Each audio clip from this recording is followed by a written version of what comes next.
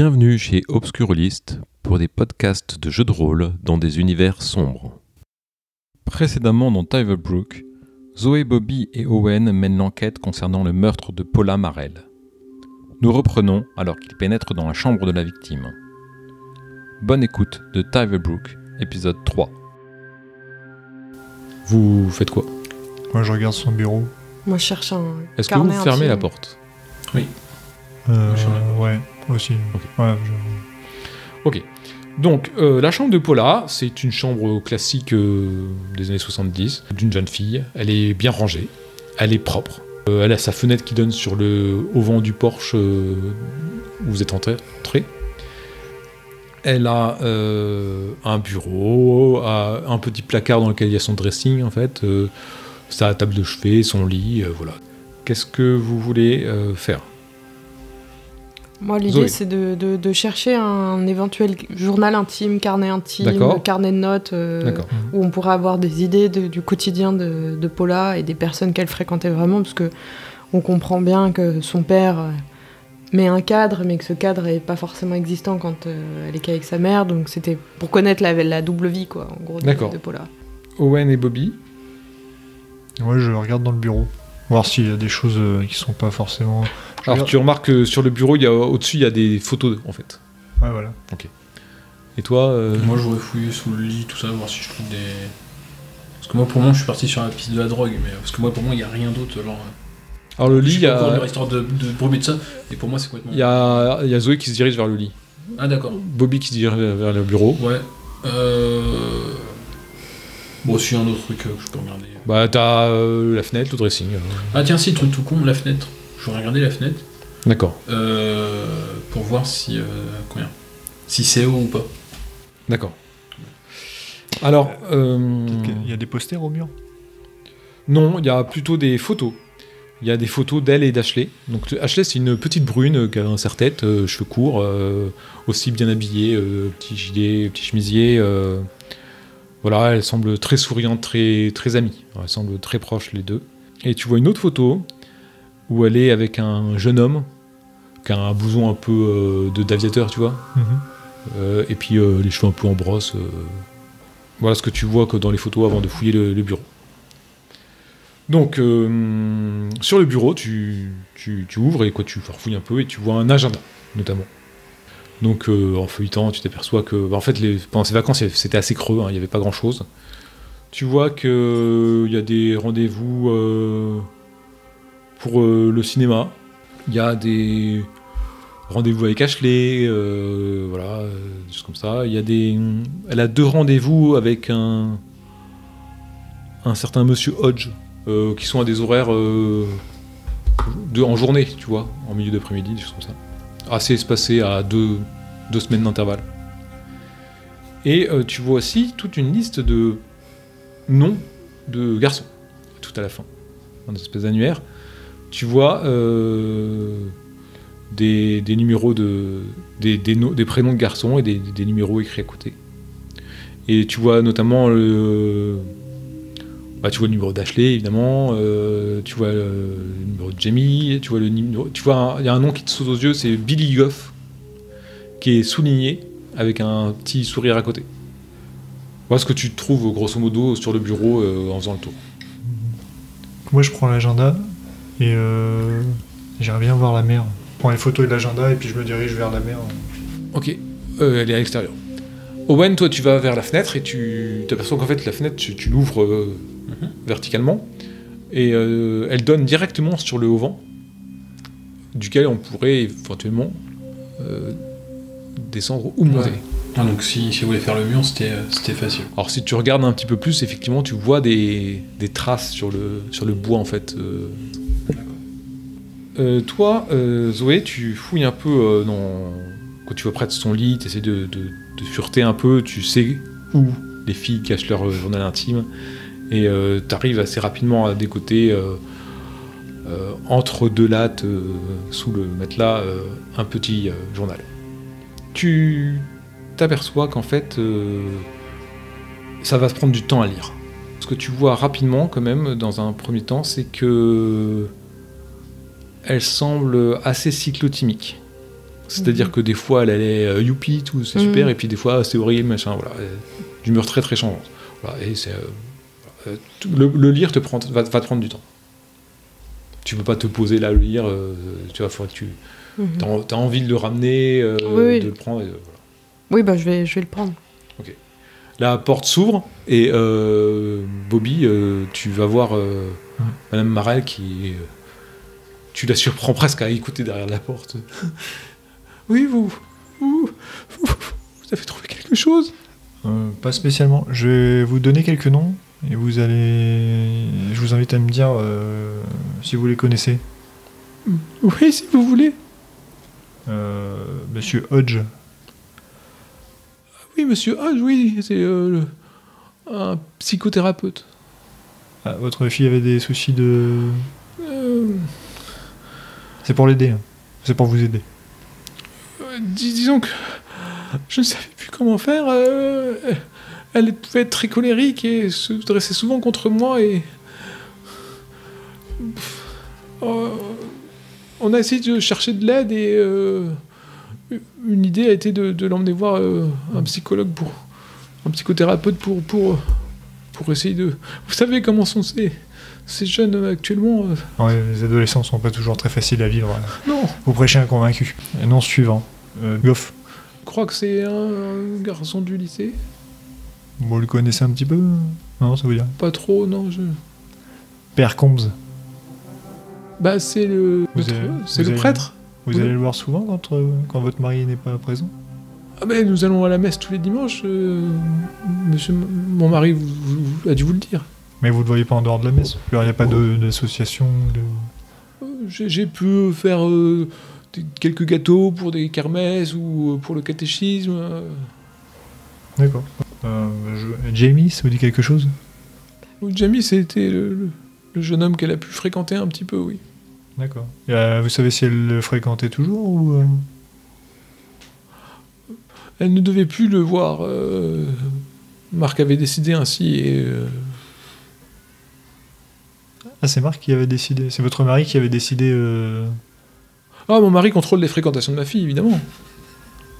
Et quand il n'est pas là? Eh bien, je me tiens à ce qu'il m'a dit. Ça reste entre nous, vous savez. Si vous... Ah, je la faisais rentrer, tous les soirs, elle était à la maison. Hein, même si elle me criait beaucoup dessus. Très bien, je vous remercie. Je vous tiendrai au courant si on a des infos supplémentaires. Et donc, voilà, la porte est ouverte, vous voyez, vous avez vu Bobby discuter avec Madame Marel. Qu'est-ce que vous décidez de faire? Moi, je voudrais juste... J'ai vu qu'il avait pris une photo.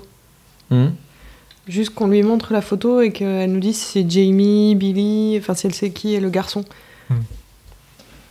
Ah, c'est Jamie, c'est Jamie. C'est Jamie, ok. Parce que comme on doit chercher un Jamie, sur sa photo, ça sera plus simple, quoi. Oui. Vous sortez de la chambre,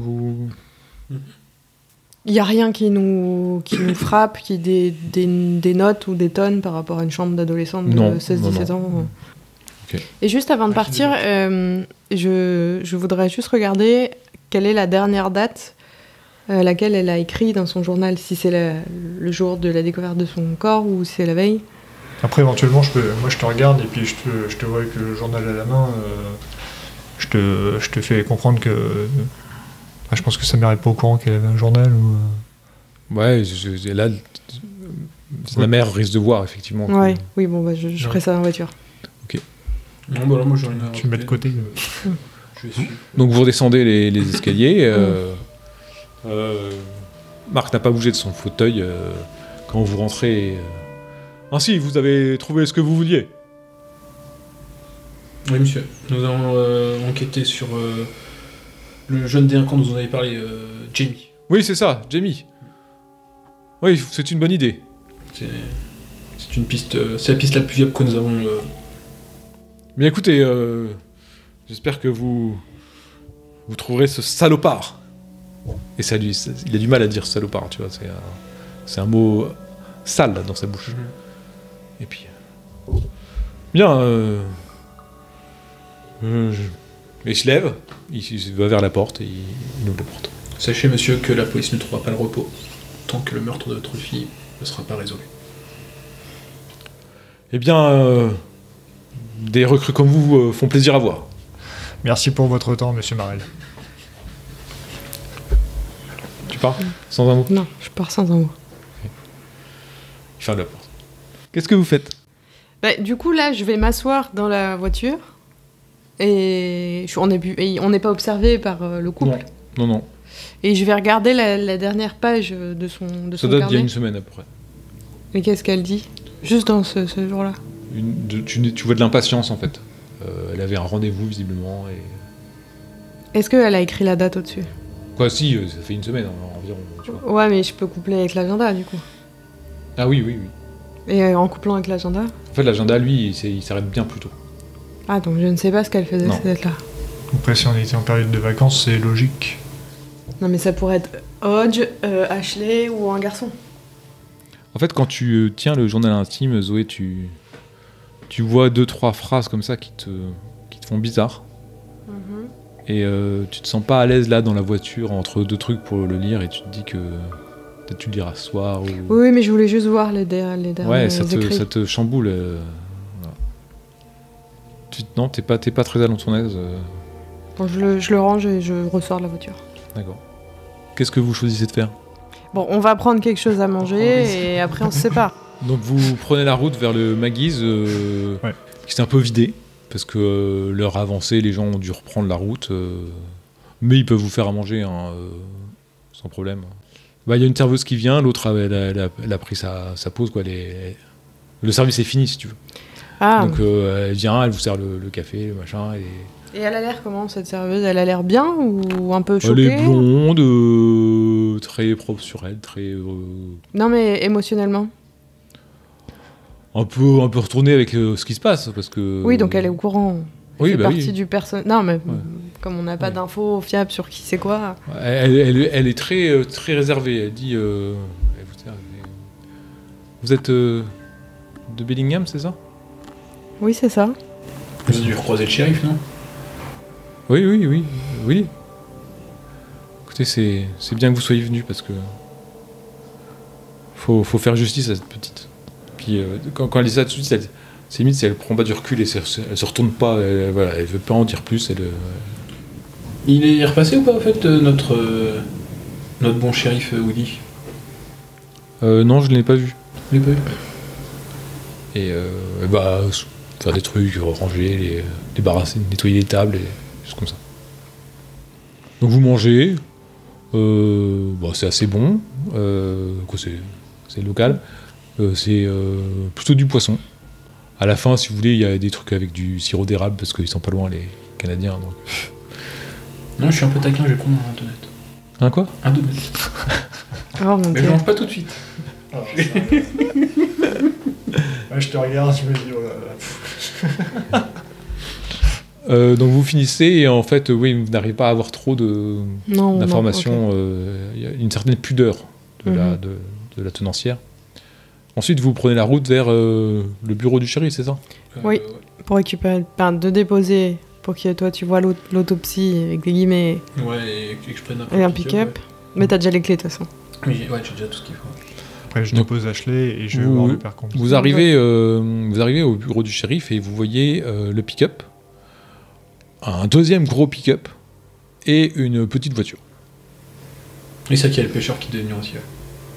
Bah moi, je vais me pointer avec bien ostensible mon donut dans une serviette en papier. Ok, vous l'accompagnez pas du tout?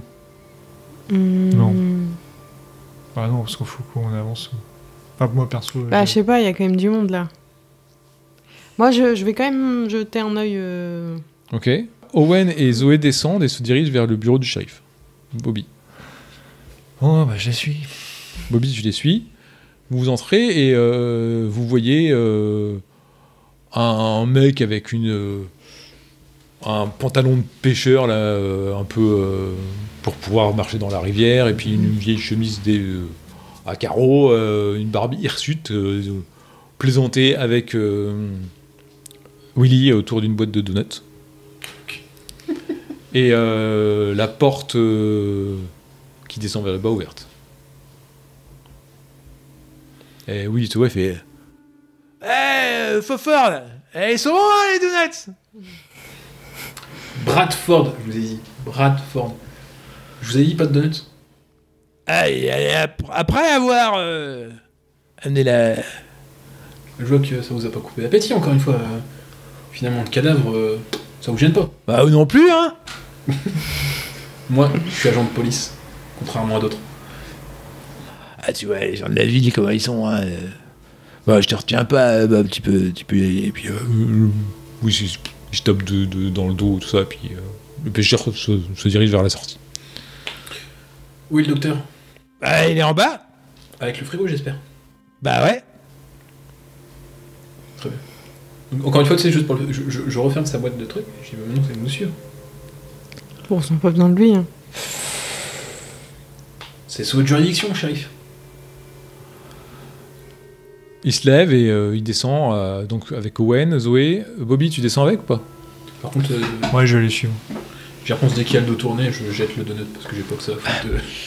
Et donc vous descendez et en fait vous voyez que il y a le frigo qui a été mis là, le gros truc, mais elle est toujours sur la table.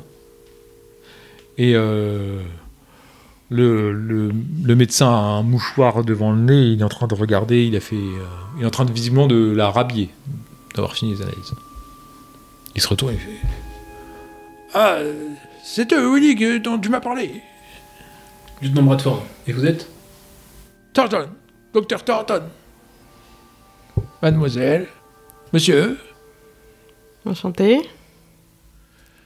Alors, C'est pas une mince affaire hein, qu'on a là. qu'est-ce que vous avez pu voir? Votre avis, docteur? C'est terrible.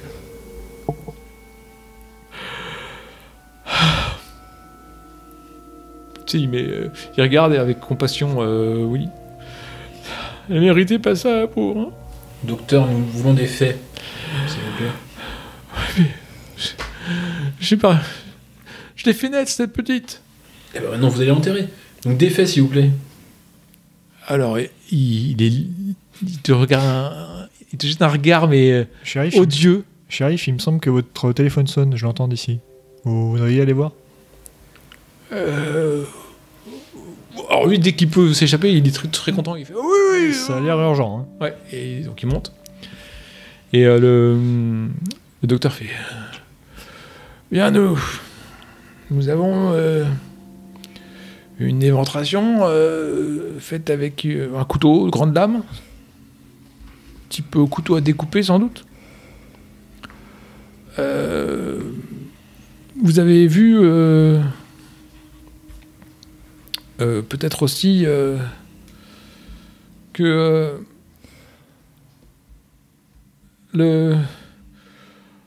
il y a eu rapport sexuel assez violent, mais pas de viol. Vous remarquez aussi, il commence à parler des hématomes qui sont au niveau du cou. Il y a des traces d'égratignures sur les jambes qui étaient nues. Et il la soulève un peu et il vous montre qu'il y a des traces de terre dans le dos et sur les fesses, au niveau de la jupe de la victime. La mort est sans doute due à l'éventration. Ce qui est surprenant, c'est que il y a des grandes traînées là. Je sais pas ce que c'est. C'est bizarre, comme si.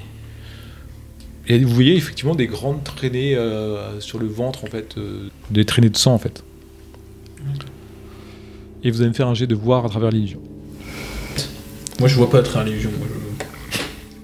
Ok, donc toi, tu vois des grosses traînées de sang au niveau de la plaie. T'arrives pas trop à savoir ce que c'est. Ouais, ça te semble vraiment bizarre. Et d'un seul coup, tu revois, tu sais pas pourquoi. Tu fais pas le lien.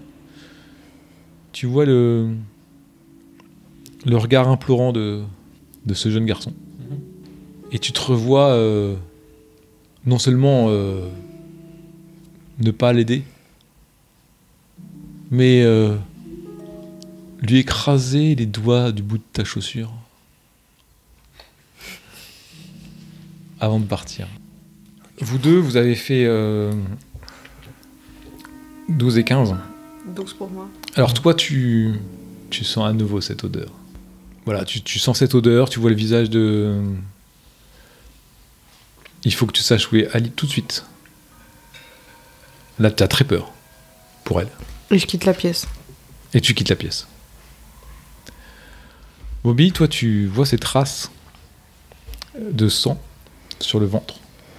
Et ça t'intéresse, ça t'interpelle, tu te rapproches un petit peu. Tu t'intéresses à ces traces de sang et tu distingues une traînée iridescente le long de ces marques, comme si c'était une langue qui cherchait à s'abreuver, qui avait léché lentement et longuement la plaie. Ça te rappelle cet être au visage écorché, ça te rappelle à ce qu'il avait pu faire à ta femme. Tu vas garder le contrôle. C'est quoi ton sentiment? Je dirais de la colère contenue. Contenue? Bah oui, parce que genre je la garde, parce que comme elle est décédée à cause de lui, parce que j'ai bien conscience que c'est à cause de lui, comme je l'ai vu, j'ai bien conscience que il est revenu un peu dans la partie. Du coup. Ouais, cet être que tu ne sais pas, cette chose, tu ne sais pas ce que c'est un humain, c'est pas un humain, tu n'arrives pas à mettre la main dessus. Est-ce que ce serait pas quelque chose qui personnifierait le mal, quoi? Parce que je me dis, une fois j'ai pu l'inventer, mais 2 fois ça fait beaucoup, quoi. Du coup, pour l'instant, t'as rien vu, tu vois juste des traces. Ouais, mais du coup, j'envisage comme quelque chose de pas si réel que ça. Ouais. En fait, même si c'est quelque chose un peu allégorique, je me dis c'est quelque chose qui peut potentiellement être détruit, quoi. Du coup, le fait de savoir pas ce que c'est, mais le fait de savoir que ça existe pour de vrai, ça me permet de canaliser un peu la colère et de la garder pour l'instant pour moi. Mais tu canalises ta colère, mais tu sais aussi que cette fille-là a eu des rapports sexuels mais ça fait beaucoup de violents et qui n'étaient pas des viols. Et là, tu crains que ta femme ait subi des choses. Là, c'est vraiment très très dur. Tu t'arc-boutes sur la table et en fait, le bois est un peu vieux et tu l'arraches un morceau de bois de la table. Zoé, tu es remonté rapidement avec l'odeur qui t'a pris t'es monté 4 à 4 les escaliers pour téléphoner. Toi, Owen, tu regardais un petit peu tout ça, t'as eu un flash qui t'a un peu décontenancé et tu es réveillé, tu sors de ce flash-là parce que tu entends un bruit sourd et tu vois Bobby qui a cassé un morceau de table, sans doute un peu vermoulu, sur lequel reposait le corps qu'il tient dans sa main. Ça oui. T'occupe. Tu pètes le matos maintenant Tu mettras ça dans ton carnet. Tu te sens très en colère. Je vois que je suis bien accompagné, quoi. Bon, écoute, là, il faut qu'on avance. Ah, des phrases toutes faites comme ça, moi aussi je peux en faire, Bobby. Dis-moi en plus. Je sais pas ce que c'est, mais j'ai déjà eu quelque chose comme ça. Tu me laisses en flou, là, Bobby. Bah, c'est flou pour moi aussi, pour l'instant. Mais des trucs comme ça, quoi, ça c'est quoi? C'est comme ça. Faut qu'on continue. Parce que si ça me dit quelque chose. J'ai déjà vu ça dans le passé, et ça va pas s'arrêter si on l'arrête pas. Ça, c'est clair. Mais je sais pas exactement ce que c'est. C'est juste qu'il y a des indices que je retrouve, que j'ai déjà vu dans une affaire plus vieille. D'accord. Le truc, c'est que là, je vais appeler Chef pour qu'il donne une prime, parce que t'es encore plus nébuleux que l'enquête sur laquelle on est, là. Dis-moi tout, Bobby, c'est quoi ça? Parce que tu me dis Peter, c'est ça, mais c'est quoi ça, Bobby? Je comprends pas, là. En plus, déjà, tu bousilles le matos, tu me dis ça, mais c'est quoi ça? Dis-moi. Les couteaux, les pseudo-viols un peu bizarres, ça, je l'ai déjà vu. Ah, d'accord. Les indices, quoi, le boulot. Parce que déjà qu'on a la collègue, là, s'est barrée en catastrophe. Si toi aussi tu me lâches, je suis dans la merde si je suis tout seul, Bobby. Comment ça, elle est partie? Parce que moi, j'étais dans ma colère, du coup. T'as pas vu que Zoé, elle a monté... Je sais pas, elle s'est mise à carrer dans l'escalier, là. Et c'est maintenant que tu me le dis? Bah déjà, j'essayais de comprendre ce que tu me disais. T'étais là avec tes ça, faut qu'on avance. Ouais, y a ça, mais faut qu'on avance. Donc j'ai pas eu le temps de te dire que Zoé s'est barrée, là. Et c'est barré où? Je sais pas, elle a dû chier culotte, elle est partie, quoi. Bon, bah moi, j'entends ça, je remonte trouver Zoé. Ok. Voir si elle va bien. Ok. Zoé, toi, t'es monté 4 à 4, t'as viré Willy qui en fait s'est aperçu qu'il n'y avait pas le téléphone qui sonnait Oui. et qui a rouvert sa boîte de donuts. T'as pris le téléphone, t'as fait le numéro de façon automatique. Oui, Ça ne répond pas. et j'appelle son hôtel. Ok. T'appelles son hôtel, tu tombes sur quelqu'un qui dit qu'elle elle a bien fait son service de nuit et qu'elle était toute joyeuse en partant, qu'un garçon l'attendait. Vous pouvez m'en dire plus sur ce garçon? Elle l'a pas bien vu, c'est juste qu'elle avait juste vu qu'Ali avait un grand sourire et que le garçon il l'a vu de dos et il l'a pris en mettant un bras sur l'épaule et ils sont partis. Et elle reprend son service à quelle heure aujourd'hui? 19h. Là, il est quelle heure? Pardon. Là il est dans 14-15 heures. Ok, je rappellerai à 19h. Ok. Toi vous remontez, vous arrivez, vous voyez Zoé qui raccroche le téléphone, qui est un peu pâle. Ce serait bien de nous prévenir quand tu te barres comme ça, Zoé. Ouais, enfin, ça va, tu peux vivre sans moi, hein. Non, mais la procédure dit que quand... Oui, la procédure, allez, ferme-la. Tu vois ce que je te disais, Bobby? Bon, sur ce, moi, vu que Je suis pas votre papa, hein. vu que je bosse tout seul, j'ai bien compris, hein. Donc je vais aller chercher mon suspect principal, Jamie. Écoute, Et t'as du cœur, t'es rigoureux, mais vu ce que tu nous as fait à la maison tout à l'heure, fais gaffe.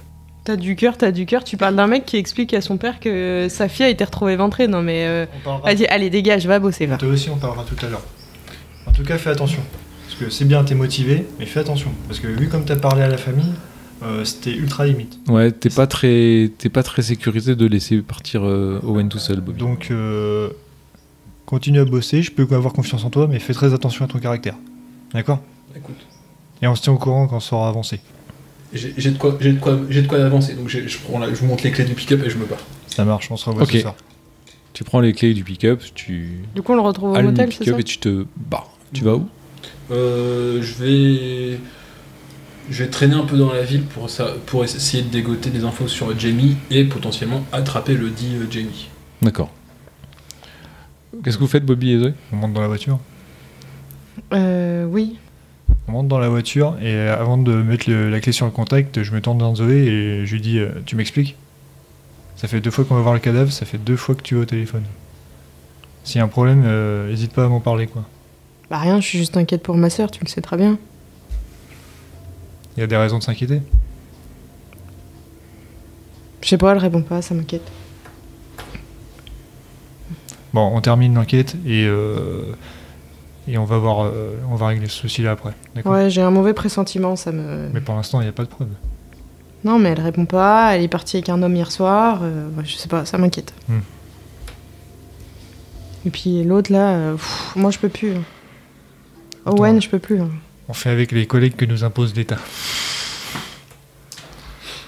Il est jeune, il est fougueux, bon, faut... Ouais, il a aucune faut, psychologie, franchement. faut juste le recadrer de temps en temps. Et puis voilà. Ouais, moi, tu sais bien que mes parents ils sont morts. Si c'était cet abruti qui m'avait annoncé leur décès, je pense qu'ils seraient morts avec. Bah, ça fait 50 ans que je travaille avec des jeunes, donc écoute, c'est pas facile, j'en conviens, on a tous nos caractères, essaie quand même de relativiser le plus possible. Ouais, D'accord? c'est un peu compliqué, enfin. Bon. Je te l'accorde. Allez, t'as raison, faut qu'on avance. Allez, je mets la clé sur le contact, Vous allez où alors? on sera plus efficace. On va d'abord chez Ashley tous les deux. Ok, Et vous allez après, chez on- Ashley. chez le psychothérapeute. Toi, Owen, tu roules un peu en ville, etc. T'arrêtes deux, trois gars que... T'avais vu la photo de Jamie, tu te dis que c'est un... Tu le vois bien avec une moto ou quelque chose comme ça, donc tu essaies d'aller dans ce genre de zone, quoi. T'apprends qu'il s'appelle Jamie Weaver. Et tu sais qu'il crèche avec son père, vraisemblablement, dans un... T'indiques une adresse, c'est plutôt tout au nord de la ville. Tu vas chez lui. Son père, il est cariste. Et quand t'arrives, il n'y a personne à la maison. Je regarde si je vois une voiture, une moto, quelques véhicules que ce soit dans... Tu vois rien du tout. Je vais... Bah déjà, je vais frapper quand même au cas où. Hein.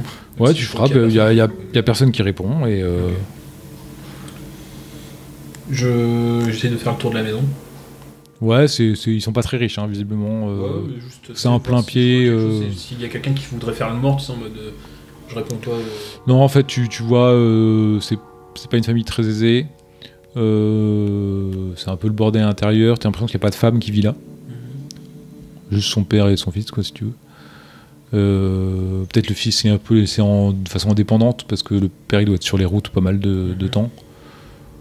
Voilà, tu vois rien de particulier. Tu vois même le jardin est pas très bien entretenu. Il y a plutôt du matos de mécanique. Ouais.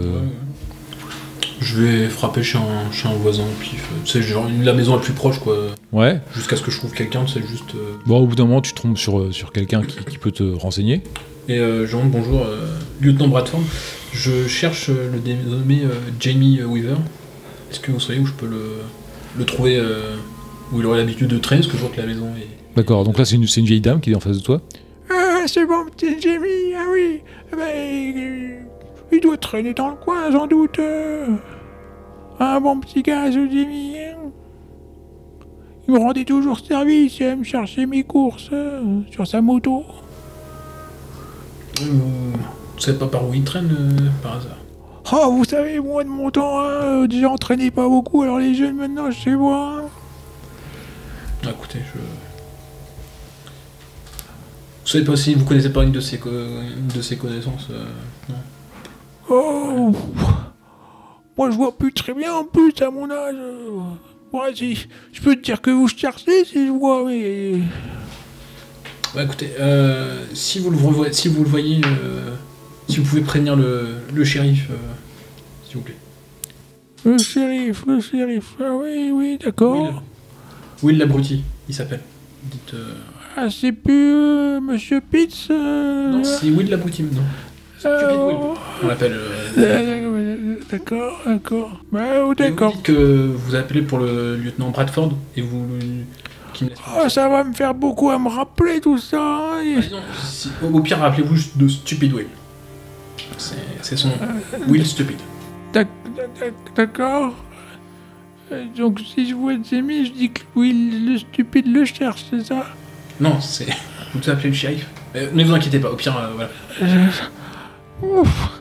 Oh là là, ça va être compliqué, mais bon, vous voulez boire un petit truc Ah, ça aurait été